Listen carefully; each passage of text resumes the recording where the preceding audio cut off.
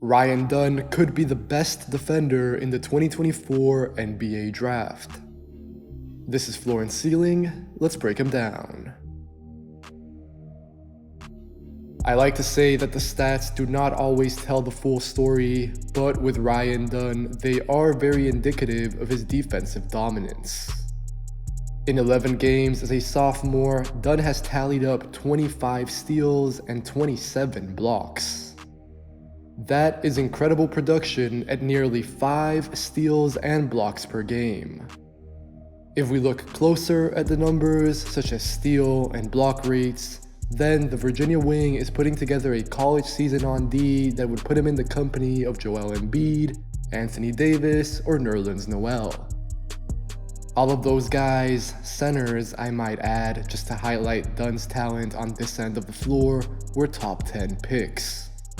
Dunn is not there, largely because of his offense, as we'll break down in a few minutes, but I'm confident that he will be a top 20 pick who could get looks as early as the lottery.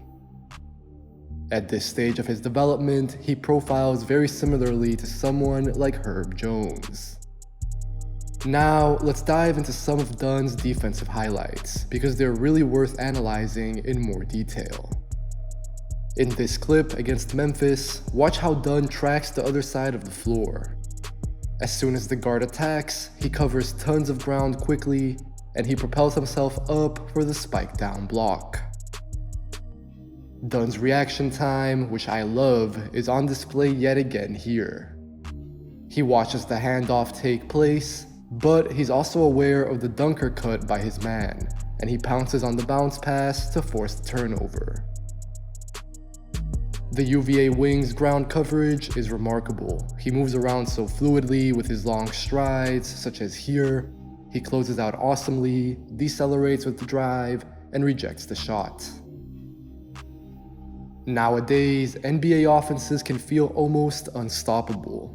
The top half of teams will easily score over 115 points on any given night, so it's become more and more important for defenses to have size, athleticism, length, and pop on the floor to stand a chance. At the wing, standing at 6'8" with a wingspan over 7 feet, Dunn has ideal measurements. He can execute very long closeouts, be disruptive with his quick hands and long arms, and he has the agility to move sideways and backwards. This might even include going forward, as Dunn is one of those defenders who can come in from the rearview mirror and block or contest a drive from behind thanks to his speed and yet again his length. As we've already been seeing, Dunn, who might be the best defender in all of college basketball, can execute on defense beyond just flashes. He's consistently wreaking havoc, such as here, watch him guard the pick and roll. He shows on the perimeter. The backline help, of course, is nice since Virginia is very well coached, but it's how he sprints back into the paint and gets way up to break up the attempted lob. Here, it's not a block or a steal, but it is a stop. Dunn helps on the drive, he forces the pass off, and still offers a great contest on the spot-up 3. It's a similar idea in this pick and roll. Dunn is quick to show, and then watch how he's already back in front of his man while the guard's pass is still in the air. Or even on stuff like this, Dunn is truly disciplined. He bumps on the off-ball screening action to allow his teammate to recover, and then it's just ridiculously easy for him to stay in front of the ball. This clip ends in a steal. Dunn initially stonewalls Tyrese Samuel off the dribble, so the ball finds its way to Riley Kugel, who's out of control driving into the paint, and then you can already guess who's there to get the ball back for Virginia. The UVA wing shows up absolutely everywhere on defense. He's in control and directly contributes to winning plays. I like this one. Dunn starts on the left side of the floor, and just a few seconds later, he's made his way to the right side. He's helping on the side pick and roll and getting the steal on the loose pass. Dunn is not only smart and effective, He's multi-positional and versatile. He's one of those guys who can guard a pick and roll, take on the other team's best player, and also be very switchy onto any type of wing, smaller ball handlers, and potentially smaller fives who play further away from the paint. UVA has done well to insulate Dunn down low. Most of the time, they'll send a double on any back to the basket scenario, regardless of whether that's Dunn coming in as the double or Dunn getting helped. But it's also worth pointing out that the 20-year-old is pretty tough in his own right, and he won't get bullied in the post. As for improvement points, I guess that the biggest one is how Dunn can be a little overeager. To be clear, he's not a prospect who will chase steals or blocks or defensive highlights. Those come naturally as a result of his IQ and understanding on this end. And he's also not foul prone, averaging a little under 2 fouls a game, which is great for someone who's so involved. But since Dunn has so much trust in himself to be a difference maker on defense, he can be slightly handsy or too active at times, if that makes sense. Both right now, as well as in the bigger picture, I'm not worried about this. Dunn does so many things well. He guards pick and rolls as the big, he switches onto small ball handlers, he executes long closeouts and contests, he creates events from behind and in the passing lanes, and he's dangerous down low with the timing and toughness on his blocks. But once he's in the NBA, he will have to be just a bit more careful. And of course, there will be a natural learning curve against the James Hardens of the world who are so adept at creating contact and getting fouled. Ryan Dunn projects as an amazing defender, but his offensive outlook is much further behind.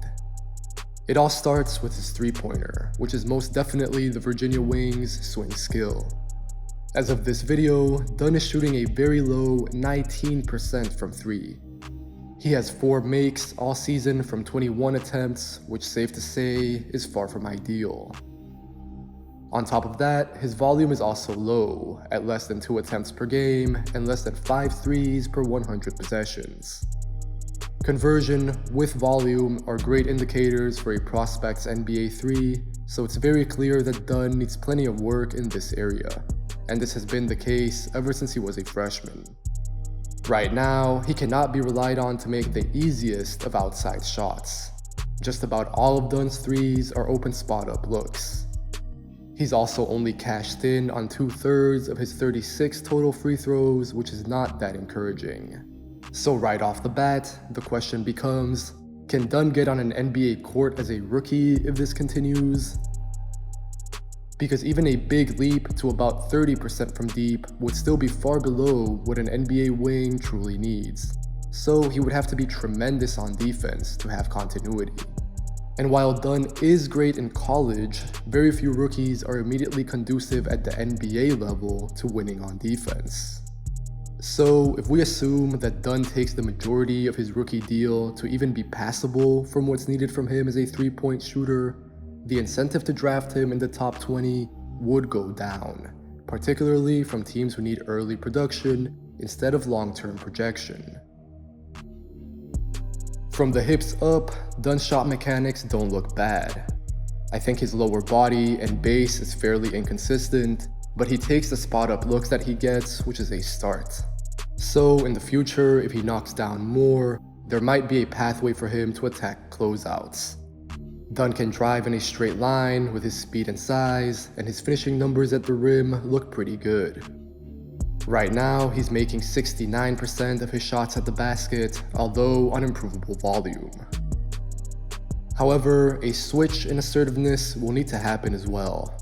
From the outside, it's hard to know if Virginia is asking for this or if Dunn decides it himself, but he is very timid with the ball in his hands. Dunn almost never looks for his own shot. It doesn't matter who's on him or how much space he has. If the ball comes to him, he's gonna keep it moving. Here, against Syracuse, Dunn has a 7'4" big on him who isn't exactly nimble in space, but he doesn't do anything. And until now, on the rare occasion when he has tried something, it hasn't looked great. So at this juncture, most of Dunn's scoring, his 9 points per game more or less, come from when he's cutting or moving towards the basket. This is how he's efficient at the rim, leveraging close-up looks with his athletic tools. Like from 3 though, again, all of this needs a reliable creator to set up Dunn. So regardless, he remains a player that is not self-sufficient at all offensively. To his credit, he's more than tripled his scoring from his freshman to his sophomore season at Virginia, but that's mostly a byproduct of being played and used way more. But still, this cutting could, in theory, be a way to offset his lack of shooting. I don't fully buy this in an NBA setting, and all of his teammates would probably need to be shooters.